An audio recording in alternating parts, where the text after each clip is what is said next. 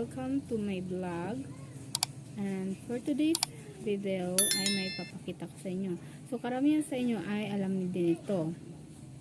Tadaan! Ito ay electrical tape. Yes, ito ay electrical tape. At may nakita kasi akong video na paano daw makakatipid ng kuryente. Ang bill namin napakalaki.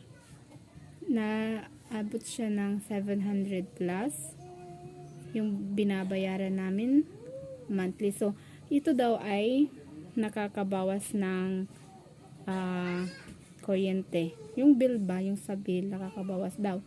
So, gagawin natin to. So, yes. Yan. So, yun nga guys. Ito na. Linagyan ko na to kagabi. Oh my God. Ayan. Talaga naman. Oh. 2 dangkal to galing dito sa puno. Papunta dito. Yan. Malaki-laki siya.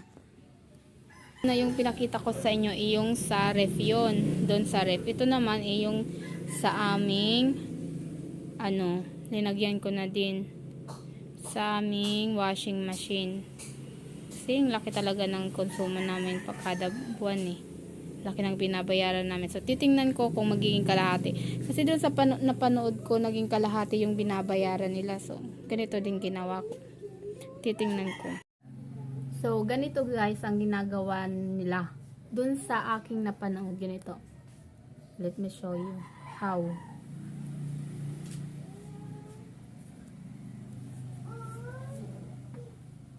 Binabalot nila ito ng ganito dito sa puno.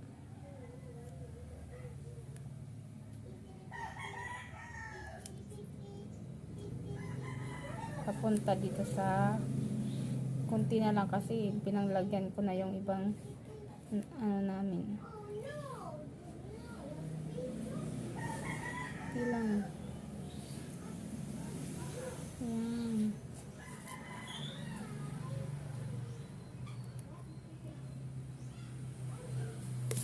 Oh, kuya wala na, laman.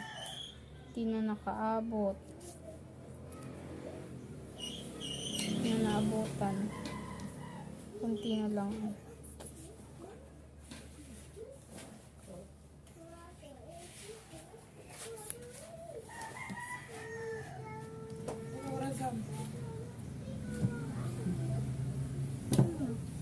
Nagbibideo ako. Bubo. So yun guys, yun na nga. Yan, ito na. So ngayon, titingnan natin. Bye bye. So, ito na. Tingnan natin kung makakatipid tayo ng kuryente nito.